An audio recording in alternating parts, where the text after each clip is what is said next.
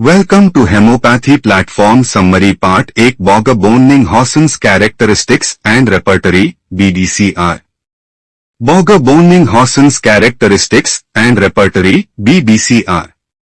Introduction. Perhaps one of the greatest piece of homeopathic literature left by Dr. Boga is the Boenninghausen's Characteristics and Repertory. The combined observations and logic of Boenninghausen and the wide and wise observations garnered by Dr. Boga from long years of study and practice is the tribute that Dr. H.A. Roberts paid to Boga. Boga indeed helped the profession by pulling all his experiences in the evolution of portrait of disease, natural as well as artificial.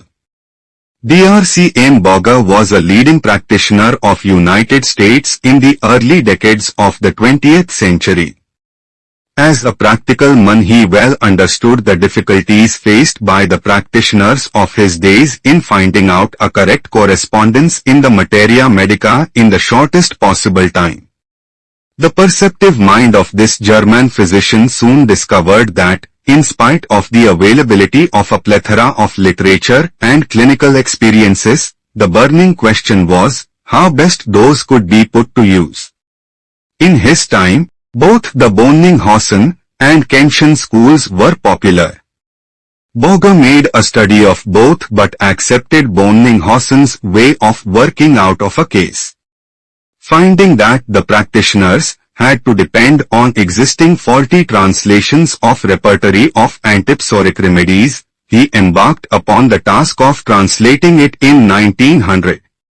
In the course of his translation work, he was further convinced that Boenninghausen's basic principles, plan and construction were sound, and that the book was comprehensible, and hence practicable. Boga was also aware of the difficulties faced by the practitioners while using the therapeutic pocketbook as well as criticism leveled against its principles and methodology. Boga also undertook the major work of rewriting Boenninghausen's repertory. This he did by adding aggravations, ameliorations, and concomitants in a detailed manner at the end of every chapter. The outcome was a more useful work enriched with many new chapters, new rubrics and medicines. The total number of medicines used in this repertory comes to 464. It was published by Borick and Tafel in 1905. Even thereafter, Boga continued to work on the repertory, however, death snatched him away before he could give the final version. His manuscripts were published posthumously with the assistance of his wife, by Royco, India in 1937. This second edition proved very useful in successfully working out cases. It contains characteristics of medicines in the first part and repertory proper in the second. Hence, the title Boenninghausen's Characteristics and Repertory. The work is an attempt to bridge Boenninghausen and Kent. Dr. Dario Spinedi, who wrote a foreword to complete repertory, writes, I discovered that Boga's Boenninghausen's repertory is a real gold mine for all kinds of symptoms. Dr. J. H. Clark says, Dr. Boga's large work, Boenninghausen's Characteristics and Repertory, contains Boenninghausen's characteristic materia medica as well as the repertories of all his work combined into one. It is a most valuable compilation. Philosophical background. Boenninghausen's pioneering work was in great use during the second half of the 19th century because it was the only work of its kind available to the practitioners. However, with the publication of Kent's repertory in 1897, it receded to the backstage. Consequently, Boenninghausen's work as well as his principles were overlooked. Boga creditably resuscitated Boenninghausen by refining and enriching the fundamentals and recasting the structure and methodology. Boga, while working on Boenninghausen's repertory, subscribed to the principle of totality of symptoms, which was originally given by Hahnemann. He was fully in agreement with the idea of what constitutes a complete symptom, which is studied in relation to four factors, viz. Location, sensation, modalities, and concomitant. Boger's work Boenninghausen's characteristics and repertory is based on the following fundamental concepts. Doctrine of complete symptoms and concomitants. Doctrine of pathological generals. Doctrine of causation and time. Clinical rubrics. Evaluation of remedies. Fever totality. Concordances. 1. Doctrine of complete symptoms and concomitants. Patient narrates the story and details the suffering during the clinical interview. All symptoms are not concrete and complete. A complete symptom is that which consists of location, sensation and modalities. During the interview, unreasonable attendance of main symptoms are also noticed in relation to the time before, during or after, which are called concomitants.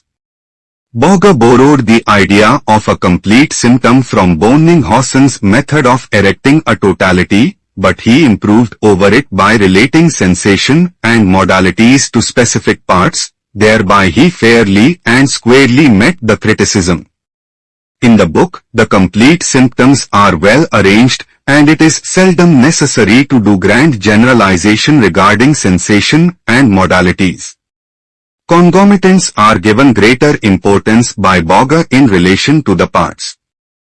Doctrine of pathological generals. Boger was not satisfied by merely following the principle of complete symptoms, but he went further to seek general changes in the tissues and parts of the body. Today, with our advanced knowledge of medicine, it is not difficult to understand the importance of pathological generals mentioned by him in the repertory. Pathological generals tell the state of the whole body and its changes in relation to the constitution.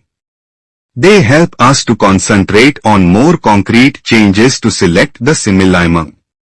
The chapter in the book Sensations and Complaints in General is full of examples of pathological generals, which include discharges, structural alterations, constitutions, diathesis, etc. For a detailed study, see if section 6. 3. Doctrine of causation and time. Boger has given an adequate place and importance to causation and time of the expressions. Each chapter in the book is followed by time aggravation. The section on aggravation also contains many causative factors. From his point of view, causation and time factors are more definite and reliable in cases as well as in medicines. In his own practice, he has successfully employed these factors to find out a simillimum in the shortest possible time. His other works also substantiate the importance of these factors. In the chapter Choosing the Remedy, he gives importance to the miasmatic cause as well as exciting cause. From Boger's synoptic key, a valuable gift to the homeopathic world, it is obvious that his hierarchy in evaluating symptoms was somewhat different from Boenninghausen and Kent. He gives more importance to causation and general modalities, mental and physical, followed by general sensations, pathological generals and physical generals, which hold the key in the remedy as well as in the person. Thus, according to Boger, they need to be given an adequate place in repertorization. 4. Clinical rubrics. Boger was not the first person who appreciated the use of clinical conditions in grouping medicines and their use in selecting a remedy in absence of characteristic symptoms in the case. But he was the first one who appreciated and mentioned several clinical conditions, which he came across in day-to-day practice. Though they should be put to a limited use, they help the physician in cases of advanced pathology, that is, gross tissue changes where he is left without a clear picture because of poor susceptibility. These rubrics are useful to arrive at a group of medicines, which can be further narrowed down with the help of modalities and concomitants to select finally the most